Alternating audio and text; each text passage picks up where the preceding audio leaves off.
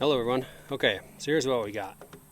A few weeks ago, maybe a month or two ago, I did a video on a Martin D18s 12 fret, real wide nut width that I was like, this is my favorite guitar ever. And anyhow, I sold it. Actually, I traded it. And you're probably like, that was stupid. And I tell myself that was stupid also. However, I traded it for this 1953 J45. I added a lot of cash. It wasn't like a straight trade or anything. But this has been a J45 from the early 50s, late 40s, has been like my relatively reasonable holy grail guitar.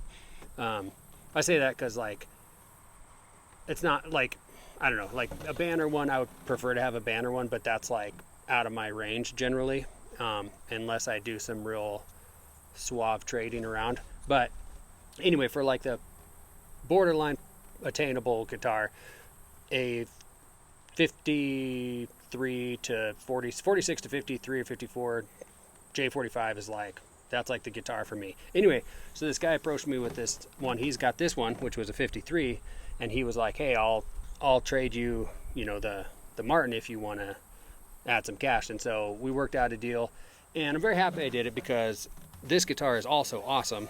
It is quite a bit more expensive, obviously. So I think that other guitar is still my favorite for the price because it was just like, I got it for a really good price.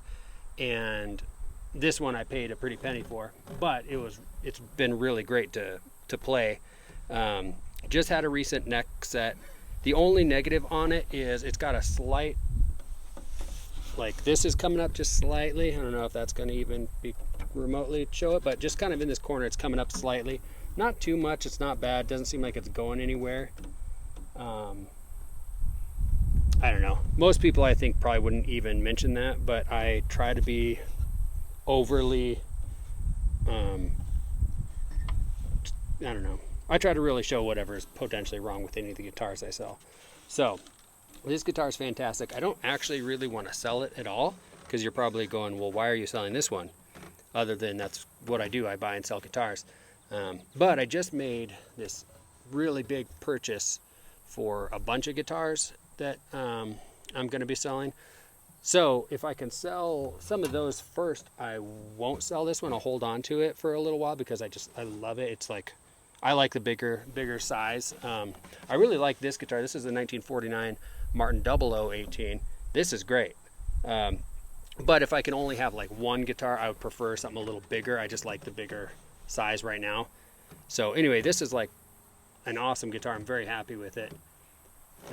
But anyway, that's the story of how I got this. I had to trade away my favorite guitar ever. And like immediately after I traded it, I was kind of regretting it a little bit. Not because I didn't want to try this, but I kind of wanted both of them. And so I tried to buy it back, but he'd already sold it because he bought it to sell it. He was selling this one. And then anyway, so he sold it pretty much immediately. And that guy apparently is real happy with this. So maybe one day I'll get that guitar back if the stars align.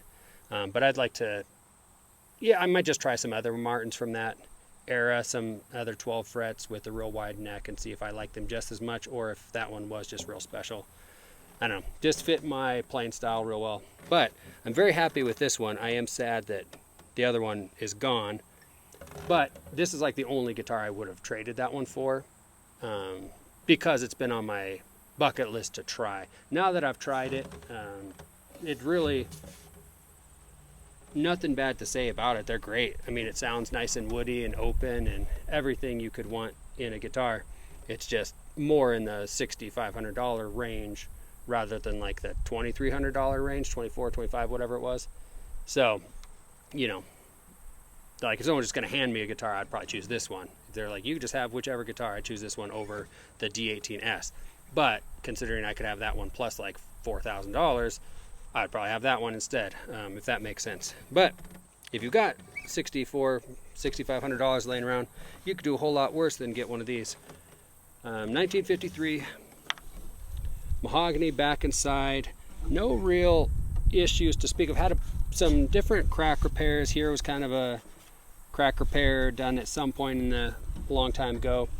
They replaced a couple of the braces in there that were just kind of worn away, and apparently someone did like a kind of hackney job or whatever with some glue, and so Luthier went in there and scraped it all out and made it as good as possible on the inside. But it's really excellent guitar. So 70 years old and sounds fantastic, I think.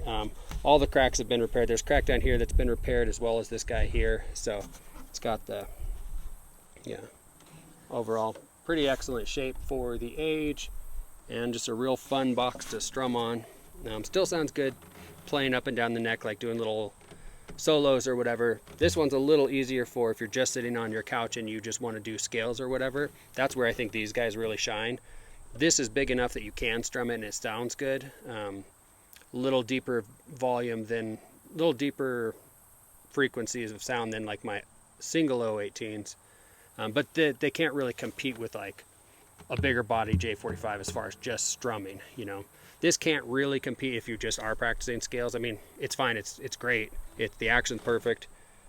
Just had the neck reset, like I said. They both actually recently had neck resets, so they're just different guitars for different things. I prefer this one if it were just me and you just had to pick one guitar, but I guess that's why God says you should have lots of guitars, just because they do different things.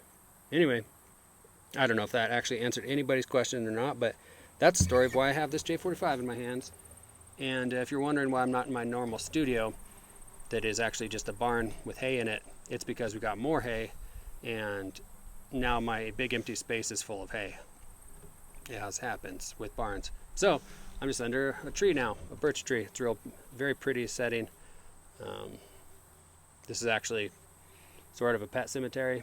Don't worry about that. If you hear any howling in the background, though, that's why, because we don't have any dogs right now. But you know,